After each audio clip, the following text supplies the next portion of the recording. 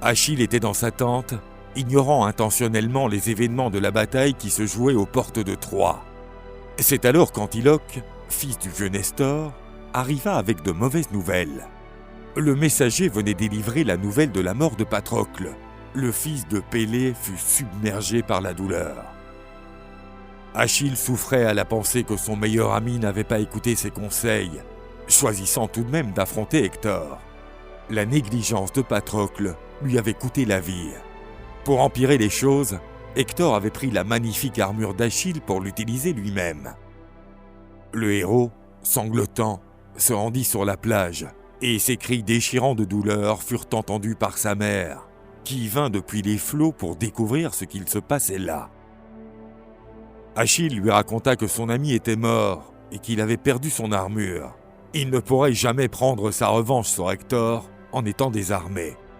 Mais Thétis rassura son fils et lui dit qu'elle reviendrait le jour suivant avec une armure encore plus belle qu'auparavant. Grâce à elle, il accomplirait son destin.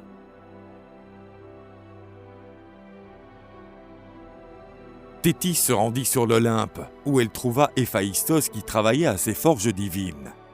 Elle recourut au talent d'artisan de la divinité pour aider son fils bien-aimé à acquérir une nouvelle armure. Héphaïstos avait une grande dette envers Thétis. Elle l'avait protégé lorsqu'il avait été chassé de l'Olympe.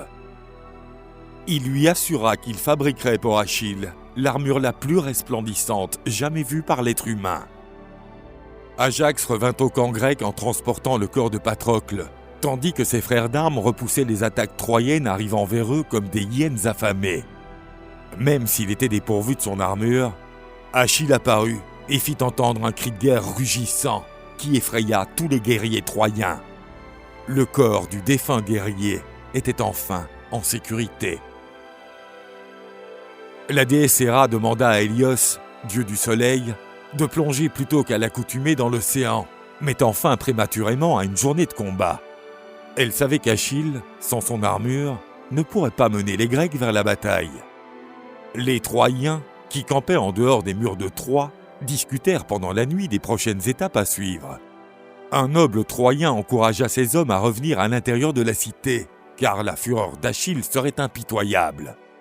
Mais Hector ainsi que d'autres nobles refusèrent d'aller se cacher derrière des murs, car les dieux étaient de leur côté.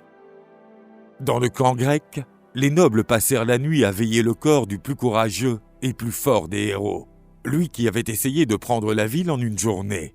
Achille ordonna que le corps de Patrocle serait préservé. Il recevrait les rites funéraires uniquement lorsque le corps d'Hector, son meurtrier, serait tombé. Le matin qui suivit, Thétis se tenait devant la tente d'Achille, lui apportant sa nouvelle armure et son nouveau bouclier, tous deux élaborés par le plus adroit de tous les dieux. Achille revêtit sa nouvelle armure, et son éclat doré jaillit presque aussi puissamment que le soleil. Aucun homme n'avait jamais porté si belle armure. On demanda aux nobles de se réunir, car on allait annoncer une nouvelle importante. Se tenant devant l'assemblée, Achille se réconcilia avec Agamemnon et regretta que tout ne soit pas réglé au premier jour. Agamemnon s'excusa auprès du héros de l'avoir autant offensé. Tout était en fait dû à la volonté des dieux, et rien ne pouvait s'y opposer. Agamemnon rendit à Achille tous ses trésors, dont l'esclave Briséis, que le fils de Pélée aimait si tendrement. Lorsqu'elle vit le corps de Patrocle, elle pleura, car il avait toujours été très gentil avec elle.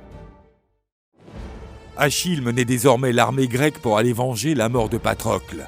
Les Grecs marchaient avec assurance à ses côtés, car ils avaient le meilleur guerrier du monde à leur côté. Achille et ses hommes combattirent leurs adversaires. Tous ceux qui osaient s'opposer à la rage du fils de Pélée finiraient par rencontrer Charon, le passeur des enfers. Achille se battit avec une colère infinie et prit d'innombrables vies de Troyens et de leurs alliés. Les dieux virent la colère d'Achille, et Zeus constata qu'à ce rythme, le héros mettrait un terme à la guerre le jour même. Il autorisa alors les dieux à agir sur le conflit de la manière qui leur convenait le mieux. Héra, Athéna et Poséidon se rangèrent aux côtés des Grecs, tandis qu'Apollon, Arès et Aphrodite soutenaient les Troyens. Les dieux s'impliquant sur le champ de bataille, la guerre reprit le cours des choses prévues par les Moires, divinité du destin. Arès rejoignit les forces alliées contre Athéna, car il était toujours furieux contre la déesse d'avoir aidé le héros Diomède à le blesser. La puissante déesse, employant toutes ses forces, projeta son frère au sol et se moqua de lui, disant qu'il ne pourrait se mesurer à la fille préférée de Zeus. Aphrodite se dressa entre Athéna et Arès afin de protéger son amant. Mais Athéna émit un coup puissant vers le torse de la déesse de l'amour. Elle tomba du côté d'Arès, et Athéna leur dit que c'était mérité, car il soutenait les Troyens pleins de haine.